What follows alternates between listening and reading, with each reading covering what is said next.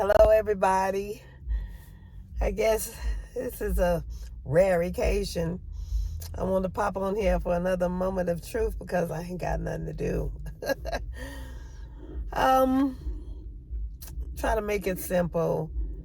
Remember, I was talking in the last video about oppression and, trying to find time, pulling back on stuff. Well, sometimes God will help you do that. I was supposed to go to a meeting, well, dinner rather, and handle some things, get to know some people. And I was intending to do that. But God decided that it wasn't for me to do because He understood the background. So I've been quarantined. I was coming from Bible study that night, and it was so good. I'm proud of my rabbi. He did a really, really good job. He just preaches what's in him. He grew up in the culture, so he did an awesome job. And I know the enemy was angry. I know he don't like to be talking about the enemy, but as far as it's the work of the flesh or whatever, but for that attack to come on my body like it did, I know somebody ain't happy. It's because Rabbi really doing some things. God is using him to heal some people. That room was packed. I was concerned whether we was going to get in trouble, for the 6 feet, social distancing and all that. But every time we go, it's more and more people. Like I said, I'm proud of my rabbi. I'm just on sabbatical, letting him teach it, putting him out there on Amazon and all my social media channels, and his wife and his children get to see him out there in social media land and hear him. I love, just making people's hearts smile. But he's doing a very, very good job, and I know so because, like I said, my body was attacked. I'd already been dealing with some issues and some things, but I came up with the chills, and I was freezing and I couldn't stop. So I was calling my kids, and they can't hear me because, like I said, they got the best of everything. They be in their own little world, so in their own little room, so they couldn't hear me. But I finally was able to get a hold of my baby boy, who I guess I should begin. He called me, he texted me first because he couldn't get through to me on the phone. I think I was on the phone with Rabbi, I'm not sure. But he called me, then he texted me, and then he had my oldest son FaceTime me or whatever. So they was really trying to get a hold of me. Come to find out, about 3:30, he had to be sent home early from work. They said that he couldn't come back until he had a negative test from COVID. So I'm like, my son is vaccinated and all of that, and we still dealing with the COVID issue? So I had to go get him, and then I'm thinking, okay, so if he got COVID and he in my car, I'm going to take my child. I didn't send him on the roof. Anyway, he came, and I picked him up. He was upset. He was sickly looking, very sickly looking. Long story short, he didn't realize some medication that he was taking, the side effects of it was what he was experiencing, which mimicked the side effects of the Omicron variant. So they just wanted to be double sure that he didn't have COVID. They said, don't come back until you test negative. Well, my son don't like to be stayed up in the house, and he sure don't like to be sick. So one thing I tell you about my baby boy, he gonna do whatever it takes to make sure he can get stuff off of him. I can't be mad at him because he learned that from his mama. But he was sick that night. Like I said, I had chills when I got home. And he thought it was just, something simple. But when I called him in there and he saw me trembling and shaking so bad because I was cold on the inside and I could not get warm. I have all of that blanket and comforter and everything on my bed, and I just couldn't get warm. The heater was up to about 80, but I still was freezing on the inside. So I'm like, Lord, this attack. I knew I was going to be attacked. I'm always a sacrifice of something. So he came in there, and I told him, I said, bring my electric blanket and lay that on top of it and turn it on about 7. So he was scared. He got to thinking maybe he brought Mama COVID again. I'm just talking to him. I told him call Pastor Rabbi, because I know the phone was blowing up, and I know I didn't want him to be worried. So he brought me that blanket and turned it on, and it took forever, seemed like, for it to get warm. But as they was, talking, I was sitting there saying, I'm trying to get warm, because I was supposed to go to that dinner meeting. And I intended to go. The flesh in me, I guess, stood up, because you'd have to know the background of why that dinner meeting was started. I want to say I was, disrespected, and it's because when you don't know people, you just don't know them. But I'm a type of person, if I don't know you, I'm not going to come at you. You got to give me a reason to come at you. And when I come at you, I don't come at you to be coming at you. I don't call it in love or whatever, I just, I always put it on me, because I don't like to point the finger at somebody else. I just tell people how I wouldn't do, and, let them receive it with a grain of salt. But the tension that caused that meeting had me built up on the inside, because I'm a type of person, and what people don't know is with the situation that I'm dealing with that's still carrying on from before New Year came in. You never know what people are dealing with. You never know people's story or what they're going through. So we got to be careful of how we talk to people, how we treat people, because if we're not, we can make people go over the edge. We can send people overboard. And underlying, simmering in my flesh, I was already dealing with some things that I had shaking the dust off, but I was still trying to recuperate, get some things together. And this individual came at me, can't say it was their fault, but like I say, I was already dealing with some things. And then on top of that, I had, it reminds me of pestilence in the Bible, talk about insects and stuff, that pestering spirit that always, keep micromanaging, keep coming at me. So I was having some of that in my job and dealing with some of that with my, clients and stuff. So I was already fit to be tied. So I was already done with being come at, So, I had this young lady at my job just, picking at me, talking about, you need to check the calendar and this. And I had to change the date this, because if you didn't check the calendar, I didn't, just check it and change it in your notes or whatever.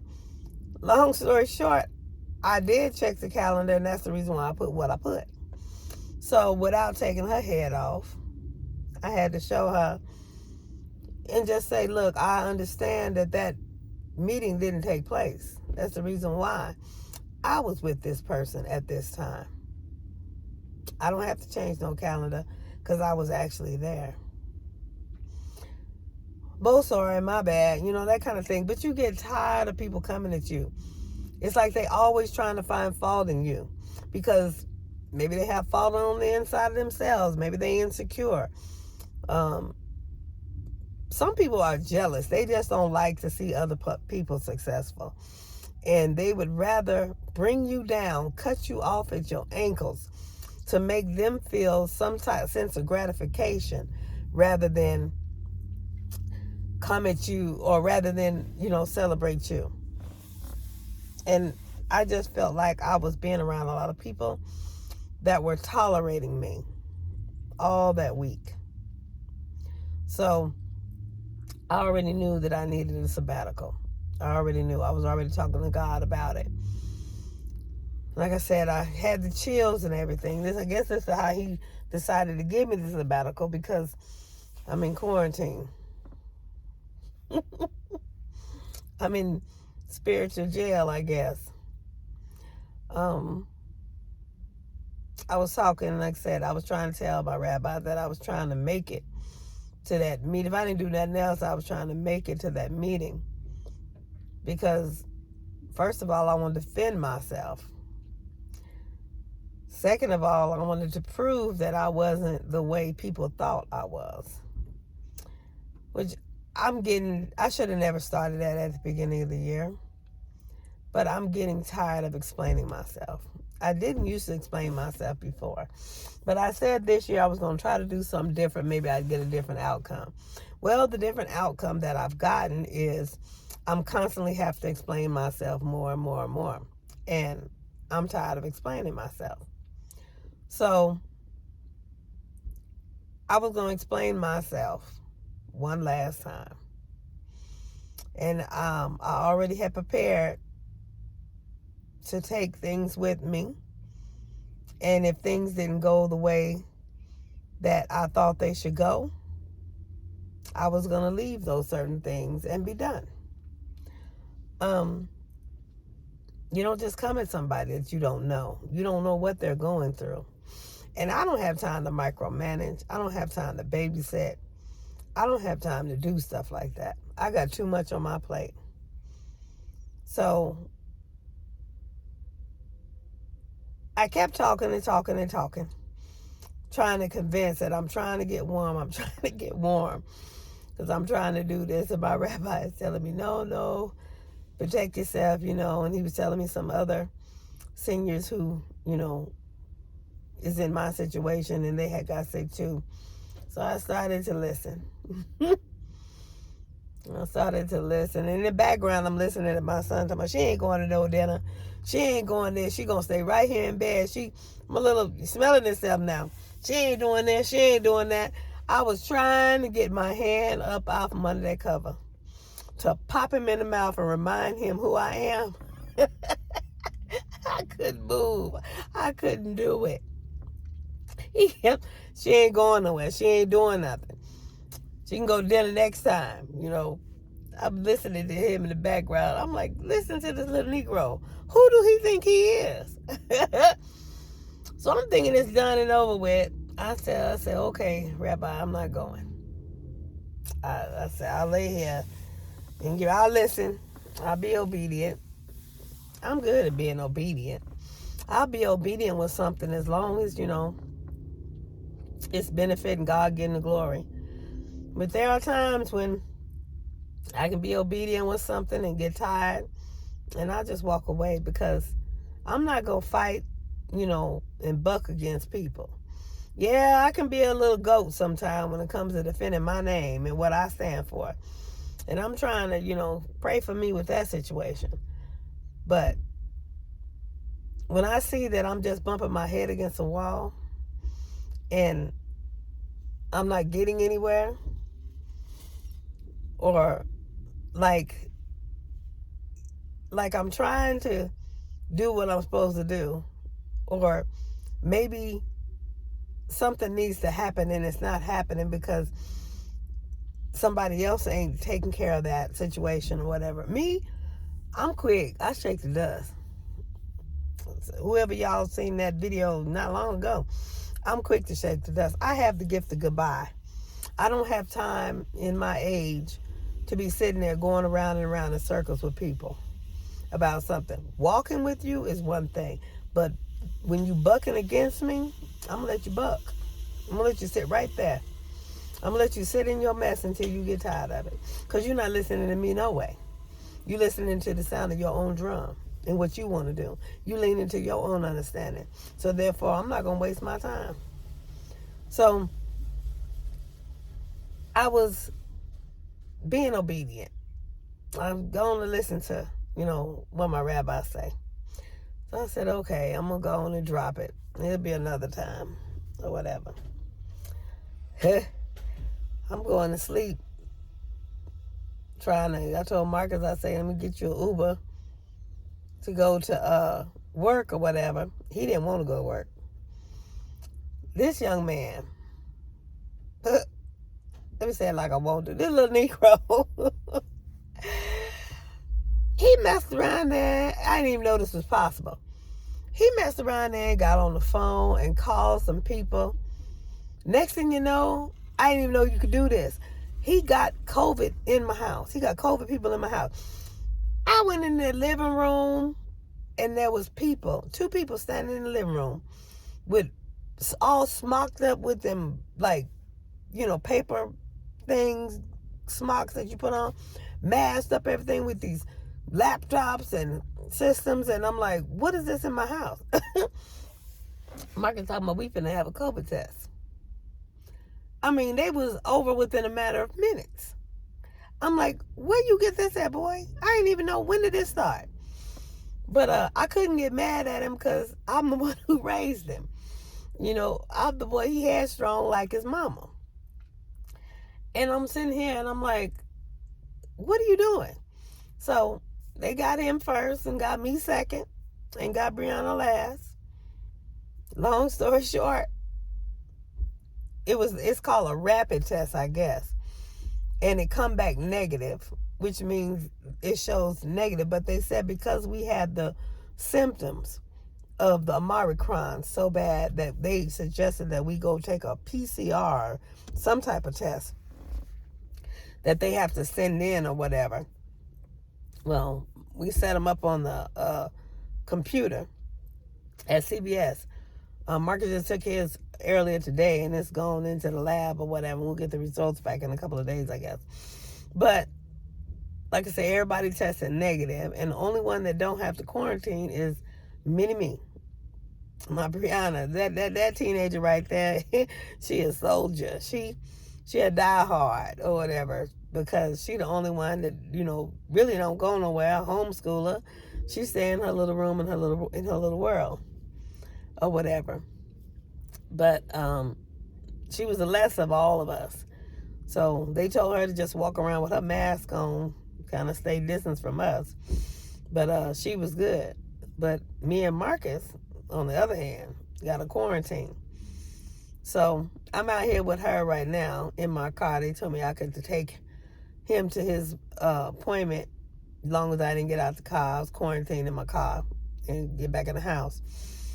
He went and took his test, and then I said, well, I'm out here at the parking lot taking Brianna to go do the grocery shopping or whatever. So see how God worked. I needed a sabbatical. I needed time off. And however God give it to you, you can't pick and choose how he give it to you. I could sit up and be mad because I couldn't defend my name like I wanted to or whatever. Defend my character like I wanted to. Or I could sit here and enjoy my days off. My release date is the 7th. So I'm going to find something to do for them days. Get caught up on some work, maybe do my nonprofit, get some things taken care of that need to be taken care of. Do me for these days. Enjoy my children. Then think about it. I am quarantined with two of my favorite people in the world. I say two of them. Like I say, my other boy and my grandchildren, I don't want them to come over because it's a severe head cold, I think. I don't believe that they should come over and get that as far as Marcus. Now, with me, my blood sugar was 409. I was going into diabetic ketoacidosis, whatever that word is, acidosis or whatever. The long word I can't say, but I know what it is. Going into that again. So that's why I was having the chills and I was dehydrated. And as I got fluid and stuff in me, I started to feel better. My blood sugar started to go down. Like, matter of fact, today it's down to 174. So just all the worrying, not worrying, I'm going to say because I don't worry, I give it to God, but it simmers on the inside of me. I internalize things because I'm like, I don't do anything. I don't cause havoc against anybody. I don't cause strife against anybody. I'm one of them people that try to, let's take your hand and let's go. Let's walk this together. Let's do this. I bring people with me. Whatever success or whatever, I bring people with me. But like I said, I don't know if it's jealousy or what, but there's this spirit that's just got to keep coming at me. And it gets on my nerves. It really does. That's why I like my box. I like being in my own box because there's less drama. I ain't got to deal with people. All I got to do is do with me. Do what thus saith the Lord, do, and go home. So I've been through a lot in life, and I've been through a lot in ministry especially, and I get tired of that. I really do. I'm not the way they seem that I am, but nobody takes the time to get to know me either. So I don't even take the time to stay around for nobody to know me. I just do what I got to do and leave. There was one young lady that was going to be there that I really wanted to encourage. But who's to say she wouldn't have got the same idea about me? So, and it would have went left. But anyway, like I said, I'm all about ministry, not micromanaging. And like I said, God then put me on quarantine. I got the paper. I just had to take a picture of the paper and send it to the lady I'm contracted with and tell her how I can work and how I can do. They started sending me stuff through email and fax and all that kind of stuff. So I signed them documents. So, things are still flowing. I'm blessed to have a job or a way to make income. I give my tithes faithfully. I may not be able to give offering all the time, but I give my tithes faithfully because, he said he will open up the windows of heaven and pour you out a blessing. He'll give you an idea, and he gave me an idea that pays me more and more whether I'm in somebody's building or not. I would have not been able to keep the roof over my head while I was going through that situation in the hospital if I didn't have this skill that he taught me. On a good day, minimum, I bring home $300 an hour. So God has truly did what he said he was going to do. So I'm able to keep the roof on my head, keep income, and that ain't in talking about the stocks and the mutual funds and all the other stuff that, I got in the play that I got to check on. I ain't checked on in a while. I got this time check on now, taxes time. So I got to check on all that type of stuff. But that gives me something to do. But like I said, please get to know people before you judge them. Please get to know people before you come at them. Because one day you're going to come at the wrong one at the wrong time, and they're going to slap the taste out your mouth. That's just being real. You don't never know what people going through. Just because they look happy on the outside don't mean they may not be burning up on the inside. There's been several occasions that I got a smile on my face, but you don't know I got that diabetic ketoacidosis, whatever that word is, going on the inside, which means literally I'm dying on the inside. And somebody had the nerve to come at me. Like I said, if I was pastor, there'd be some people shut down or sat down. That's why it ain't for me to be pastor right now. That's just truth. But like I say, I get tired of people coming at me. I ain't done nothing to nobody. Anything I do is for somebody. And that's all I wanted to do was go defend my name, defend my character. I wanted to make some people heart smile and walk away. I guess God didn't want that. So I'm in quarantine. Anyway, I love y'all to life. Everybody that supports my channel, everybody that supports me, I really appreciate every view, every like, every comment. I really do. I love teaching, and that's something I'm definitely going to get. I'm going to get a curriculum. I'm going to go to God and see what he want to teach about. I'm definitely going to get that started while I'm quarantined. Just thinking about that makes my heart smile. Yeah, me and my kids are learning about mutual fund. I talked to my son earlier today. He's talking about the credit and how his credit score went up to 800 and everything. And he was asking me some more ideas and stuff. So I said, boy, I can't even quarantine and be sick. You realize? But he said, Mom, you there? You okay? I'm like, yeah, I'm here. He said, Mom, you still got to be mom. Yeah, I still got to be mom. But it amazes me. You know, some kids ain't even thinking about that. Some kids don't even talk to their parents. So I'm grateful. Even in my sickness, I'm grateful. But I don't have COVID. I don't believe I have COVID. It's just what the man said, the diabetic, whatever that word is.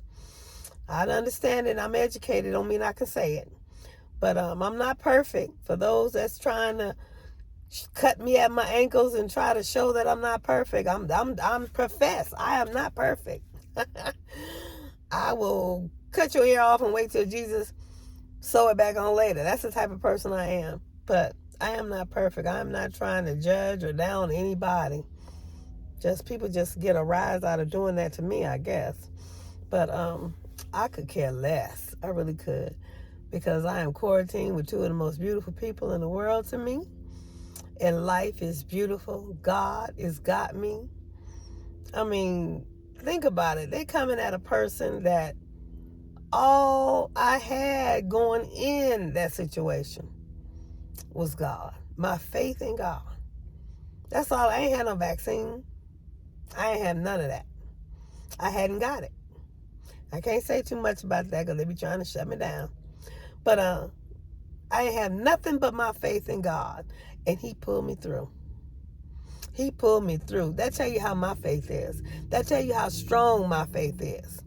Because if my faith, the size of a mustard seed, went in that situation, in my faith in God, went in that situation and brought me through to almost 100% capacity, even off of oxygen therapy, the pulmonary associate people, they said that my breathing was better than they had seen.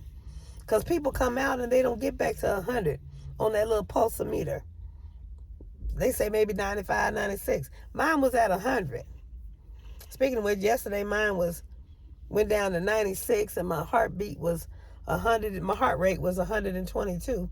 That's the reason why they figured I would have to quarantine, because my heart rate was high and my breathing was getting slow. So they said that's the symptoms of Omicron, but I also know that's the symptoms of my sugar being high at 409. So it's not respiratory. I breathe fine. But anyway, I went in that situation with just that. And God brought me through. He brought me out. So these some bold people that's coming at me. Because if he can bring me through that, don't you know he going to bring me through that? I don't understand why people do that. I really don't. I ain't done nothing to nobody. But I believe in respect. I don't want nobody loyal to me that don't respect me. Now, they do say that some, respect will cause loyalty. That's true. But in some, it won't. Because some, if they don't respect you and they loyal to you, they just loyal to the hand of you, what you can do for them. That don't mean they respect you. I've been through a situation. I've been through a lot of years with that. People that just want me to do something for them all the time, but they ain't got a bit more respect for me than nothing. That's a lot of reason why my life is ending in the same situation that it is, because these people didn't have no respect for me. They just had need of me. So I'm going to get off of here. She should be coming out of here in a minute. I don't know if I can get out and help her with the groceries in the car. But like I say, God gave me a sabbatical. I can't complain how he gave it to me, but he answered prayer. But anyway, like I say, stay blessed. Keep the faith. And know that he is God.